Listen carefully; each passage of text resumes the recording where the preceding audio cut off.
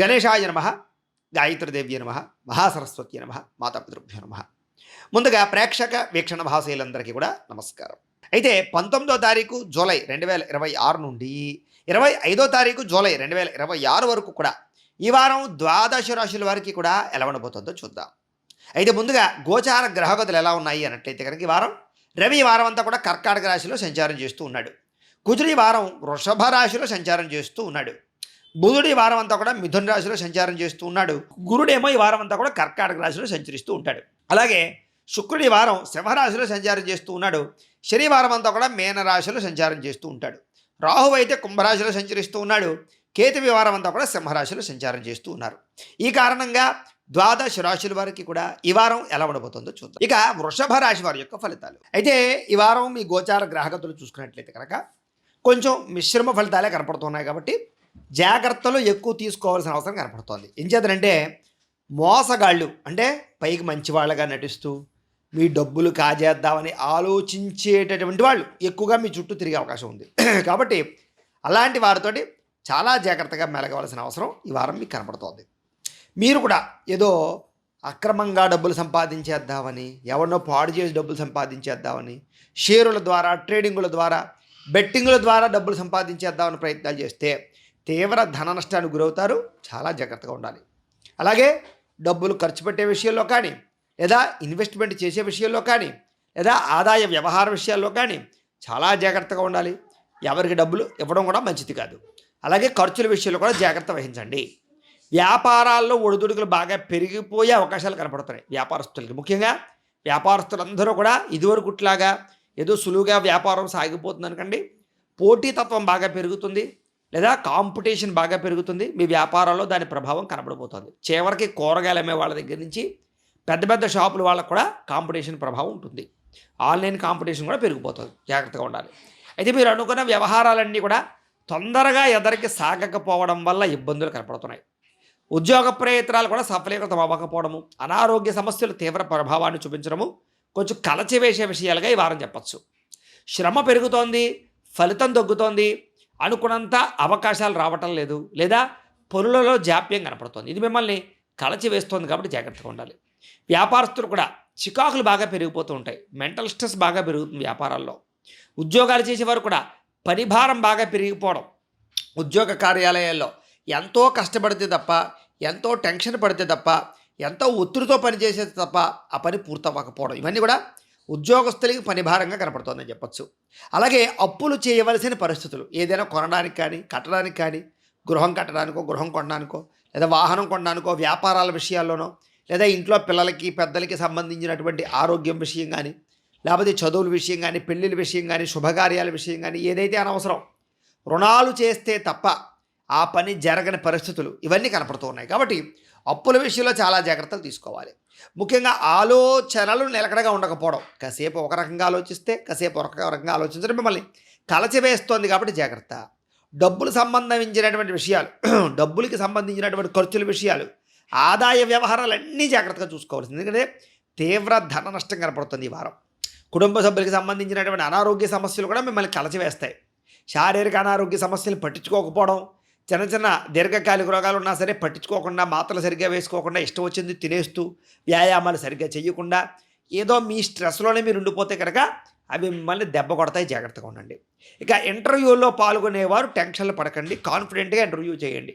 వస్తే వస్తుంది, పోతే పోతుంది. కానీ మీరు ఫ్రీగా ఉండండి. అక్కడ మీరు చెప్పాలనుకుంది చెప్పండి, మీకు పని అవుతుంది.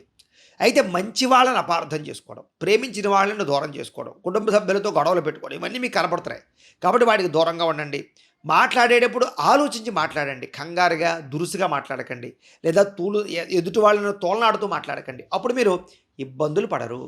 ఇక ఆర్థిక ఇబ్బందుల ప్రభావం ఎక్కువగా ఉంది. కాబట్టి డబ్బుల విషయంలోనే ఎక్కువ జాగ్రత్తలు తీసుకోవాలి. ఈ వారం అంతా అనవసరమైన వస్తువులు కొనుగోలు చేయకండి. ఈఎంఐల రూపంలో ఆన్లైన్ షాపింగ్లు చేసేసి రకరకాలుగా డబ్బులు పాడు చేసే పనులు మాత్రం చేసుకోకండి. అలాగే ఏదైనా కొనేటప్పుడు కూడా 1కి 10 సార్లు ఆలోచించి కొనడానికి ప్రయత్నం చేయండి.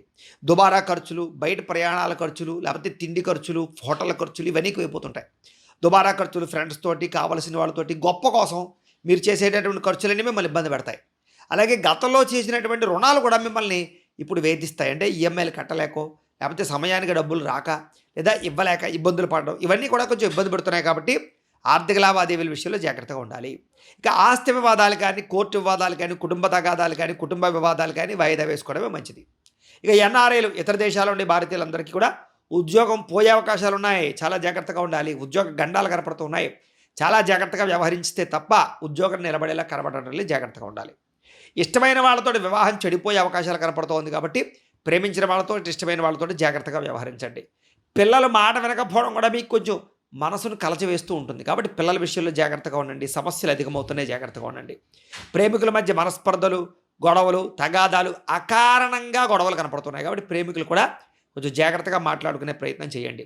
అయితే జీవన విధానం, క్రమశిక్షణ, పద్ధతి, మంచి ఆలోచన, చక్కని ఆహారము, చక్కని వ్యాయామము, చేసే పని యందు శ్రద్ధ పెట్టిన వాళ్ళందరికీ విజయం కనపడుతోంది. దైవబలము, గ్రహబలము, ఒకసారి జాతకం ఎలా ఉందో పరిశీలన చేసుకోవడము, లేదా పరిహారాలు ఉంటే చేయించుకోవడము, ఇలాంటివన్నీ చేసుకున్న వాళ్ళకి ఖచ్చితంగా జీవితం మారుతుంది. అయితే ఇంట్లో భార్యాభర్తల మధ్య ఎవరో ఒకళ్ళు వచ్చి మీకు పొలాలు పెట్టడం కానీ, విడదీయడానికి ప్రయత్నం చేయడం కానీ, లేదా గొడవలు పెట్టడానికి ప్రయత్నం చేయడం కానీ, అనుమానాలు క్రియేట్ చేయడం కానీ చేస్తూ ఉంటారు. అది ఇంట్లో వాళ్ళు అవ్వచ్చు, బయట వాళ్ళు అవ్వచ్చు. అలాంటి విషయాల్లో మాత్రం ఎవరిని నమ్మకండి. మిమ్మల్ని మీరు ఒకళ్ళొకళ్ళు మాట్లాడుకొని కూర్చుని అవసరమైతే ఏదైనా సమస్య ఉంటే మీరు మాట్లాడుకోండి తప్ప బయట వాళ్ళకి అవకాశాన్ని ఇవ్వకండి. ఇస్తే మిమ్మల్ని విడదీయడానికి చూస్తారు, జాగ్రత్త.